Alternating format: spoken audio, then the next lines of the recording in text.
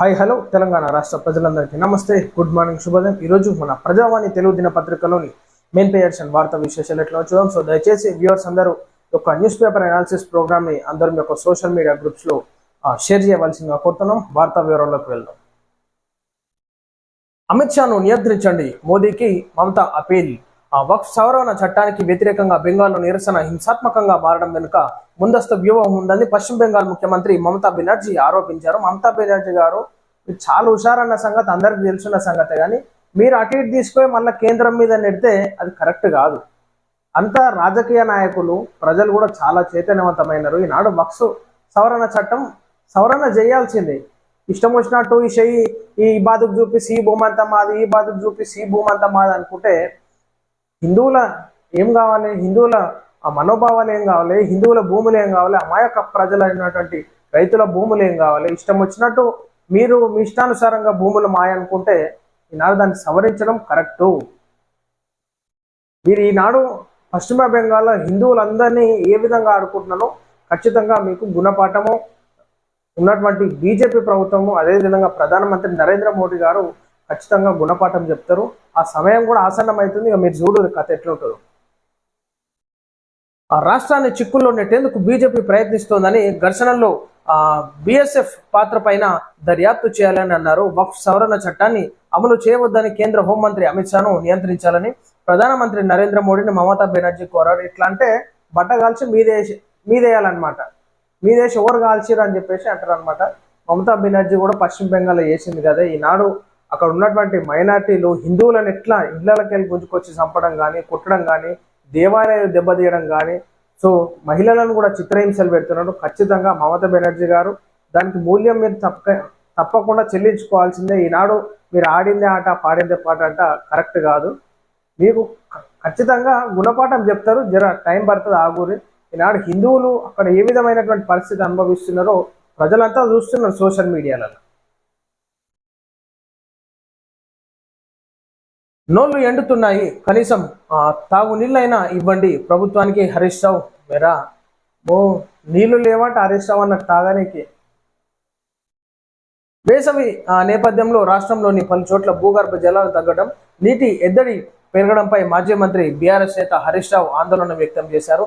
ఇన్నాళ్ళు సాగునీళ్ల కోసం రైతుల గోసపడితే ఇప్పుడు తాగునీళ్ల కోసం ప్రజలు గోసపడాల్సి వస్తుందని అన్నారు. కాంగ్రెస్ పాలనలో పొలాలు ఎడారి అవుతున్నాయని, ప్రజల బతుకులు ఎడారి అయిపోతున్నాయని ఆవేదన చెందారు. ఏదైతే హరీష్ రావు గారు అంటున్నారు, గతంలో పంట పొలాలకి ఎండిపోతుంది, ఈనాడు ప్రజల దాహం తెచ్చలేనటువంటి పరిస్థితి ఈనాడు రాష్ట్ర ప్రభుత్వం ఉందని చెప్పేసి అంటున్నారు. కాబట్టి గతంలో కూడా పంటలు ఎండిపోయినటువంటి పరిస్థితి కూడా చూసినాం హరీష్ రావు గారు.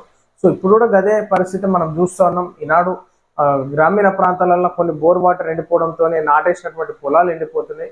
ఏ ప్రభుత్వాలు వచ్చినా రైతులకి ఏం చేస్తున్నారో అర్థమైతలేదు. ఉచిత పథకాలు అవి ఇవి ఏవేవో ముంగట తీసుకొస్తుంటారు, కానీ రైతుల జీవితాలు మాత్రం మారతలేవు. మరి ఏ ప్రభుత్వాలు వస్తే మారుతాయి, ఎప్పుడు మారుతాయో రైతులు కూడా ఆవేదన వ్యక్తం చేస్తున్నారు. నా తెలంగాణ రాష్ట్రంలో ఎంతో మంది ఆత్మహత్యలు చేసుకుంటున్నారు. ఐఏఎస్ అధికారి స్మితా సబర్వాల్ కు పోలీసులు నోటీసులు. తెలంగాణ పర్యాటక శాఖ కార్యదర్శి స్మితా సబర్వాల్ కు పోలీసులు నోటీసులు జారీ చేశారు. కంచగచ్చిబౌలి భూముల వ్యవహారంలో నోటీసులు ఇచ్చారు. ఈ నెల 12న స్మితా సబర్వాల్ కు గచ్చిబౌలి పోలీసులు జారీ చేసినట్లు సమాచారం అన్నట్టు మనం చూసుకోవచ్చు. ఐఏఎస్ అధికారి స్మితా సబర్వాల్ కు పోలీసులు నోటీసులు అంట. ఇక అటెండ్ అయినాక మరి వాళ్ళు ఏ వివరణ ఇస్తారో చూసుకోవాలి ఇక మేడం గారు. సింగరేణి చరిత్రలో సువర్ణ అధ్యయనం. ప్రజాపాలనలో ఇతర రాష్ట్రాలకు విస్తరించిన సంస్థ. ఒడిశాలో సింగరేణి గని ప్రారంభం తెలంగాణకు గర్వకారణం. సింగరేణి సంస్థ తన 136 సంవత్సరాల సుదీర్ఘ చరిత్రలో తొలిసారి ఇతర రాష్ట్రంలో బొగ్గు గని ప్రారంభించుకోవడం ఒక సువర్ణ అధ్యాయం అని ఒడిశాలోని నైని గని ప్రారంభంతో సింగరేణి తన విశ్వవ్యాప్త విస్తరణకు శ్రీకారం చుట్టిందని డిప్యూటీ సీఎం బట్టి విక్రమార్క మల్లు అన్నారన్నట్టు ఈరోజు చూసుకోవచ్చు వార్త. భూభారతి భూముల భద్రత కోసం తెలంగాణలో పలు రకాల భూ సమస్యలు ఇంకా కొనసాగుతూనే ఉన్నాయి. ఈ క్రమంలో రానున్న రోజుల్లో అనేక భూ సమస్యలు పరిష్కారం లభించనుందని రాష్ట్ర రెవెన్యూ శాఖ మంత్రి పొంగులేటి శ్రీనివాసరెడ్డి అన్నారు. ఈ నేపథ్యంలో రాష్ట్ర ప్రభుత్వం తీసుకున్న భూభారతి చట్టం భూముల సమస్యలను పరిష్కారానికి ఒక మంచి అవకాశం అని మంత్రి తెలిపారు. ఈ క్రమంలో ఏప్రిల్ 17 నుంచి ఈ చట్టాన్ని పైలట్ ప్రాజెక్టుగా అమలు చేయనున్నట్లు ప్రకటించారు. ఈ చట్టం ద్వారా భూముల సంబంధిత వివాదాలను త్వరగా పరిష్కరించడానికి ప్రభుత్వం కట్టుబడి ఉందని చెప్పేసి అయితే భూభారతి తీసుకొచ్చారు. సో అది నడుస్తుంది. టెక్నికల్ ఇష్యూస్ వస్తున్నాయా లేవా అని చెప్పేసి చూస్తున్నారు. ఇక తెలంగాణ రాష్ట్ర వ్యాప్తంగా ఆ యాప్ ప్రతి ఒక్కరు డౌన్లోడ్ చేసుకోవచ్చు. గతంలో మనం ఏదైతే ధరణి అని డౌన్లోడ్ చేసుకుని భూభారతి డౌన్లోడ్ చేసుకొని దాంట్లో అన్ని డీటెయిల్స్ కానీ ఇవన్నీ చెక్ చేసుకోవచ్చు అన్నమాట. అక్కడే జైలు కట్టి లోపలేస్తాం, అడవి లేదని వాదించొద్దన్న సుప్రీంకోర్టు, ఆ చర్యలను సమర్థించుకోవద్దన్న న్యాయమూర్తి జస్టిస్ బిఆర్ గవాయ్. ఆ కంచగచ్చిబౌలి భూముల అంశంపై సుప్రీంకోర్టులో కాంగ్రెస్ ప్రభుత్వానికి ఎదురు దెబ్బ తగిలింది. చెట్ల నరికివేతపై రేవంత్ సర్కార్పై సర్వోన్నత న్యాయస్థానం ఆగ్రహం వ్యక్తం చేసింది. చెట్లు కొట్టేసే ముందు అనుమతులు తీసుకున్నారో లేదో స్పష్టంగా చెప్పాలని జస్టిస్ బిఆర్ గవాయ్ నిలదీశారు. ఏడ కొట్టేస్తారు, వాళ్ళదే ప్రభుత్వమాయే, వాళ్ళ చేతిలోనే అధికారులు ఉండే. ఇప్పటిదిప్పట్లో సృష్టిస్తారు, పర్మిషన్ తీసుకున్నాం అన్నట్టు ఇప్పటిదిప్పట్లో సృష్టించేస్తారు. మేము అప్పుడే పర్మిషన్ తీసుకున్నాం చెట్లు కొట్టడానికి అని చెప్పేసి. ఎన్ని చెట్లు, వందల చెట్లు, వేల చెట్లు నాశనం అయిపోయినాయి. బుల్డోజర్లు జేసీబీలు పెట్టి నూకేస్తుంటే ఎన్ని పక్షులు అలా అరుస్తూ ఉన్నాయో ఒకసారి చూసుకోవచ్చు. ఎన్ని పక్షుల గుళ్ళు చెదిరిపోయినాయి, ఎన్ని పక్షుల గుడ్లు పగిలిపోయాయో, ఎన్ని పిల్లలు చనిపోయినాయో మనం అర్థం చేసుకోవాలి. అక్కడ ఈనాడు ఎన్విరాన్మెంట్ని కాపాడాలని చెప్పేసి నీతి సూక్తులు చెప్తుంటారు, వాళ్ళు అదే నాయకులు ఎన్విరాన్మెంట్ని సర్వనాశనం చేస్తున్నారు.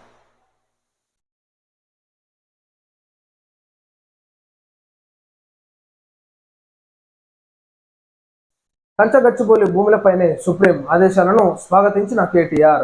కంచగచ్చిబౌలి భూములపైన సుప్రీంకోర్టు ఇచ్చిన ఆదేశాలను బీఆర్ఎస్ వర్కింగ్ ప్రెసిడెంట్ కేటీఆర్ స్వాగతించారు. అలాగే కంచగచ్చిబౌలిలో విధ్వంసం చేసిన అడవులను పునరుద్ధరించాలంటూ సుప్రీంకోర్టు ఇచ్చిన ఆదేశాలను అందరూ అభినందించాలన్నారు. వాస్తవంగా మళ్ళా అక్కడ ఉన్నటువంటి చెట్లు నాశనమైనాయి కాబట్టి దాంట్లో మళ్ళా చెట్లు నాటే కార్యక్రమం కానీ అక్కడ వృక్షాలు పెంచేటటువంటి కార్యక్రమం కానీ ఖచ్చితంగా అక్కడ ఉన్నటువంటి ఈ అధికారులు నాయకులు పట్టించుకోరు. అక్కడ ఉన్నటువంటి పక్కనే ఉన్నటువంటి విద్యార్థులు ఉన్నారు, దయచేసి అక్కడ ఉన్నటువంటి జంతువులకు కానీ అదేవిధంగా ఆ పక్షులకు కానీ ఏ విధమైనటువంటి ఇబ్బందికరంగా లేకుండా మరలా పూర్వ వైభవం వచ్చేటట్టు ఖచ్చితంగా విద్యార్థులు చొరవ తీసుకోవాలని చెప్పేసి కోరుతున్నాను.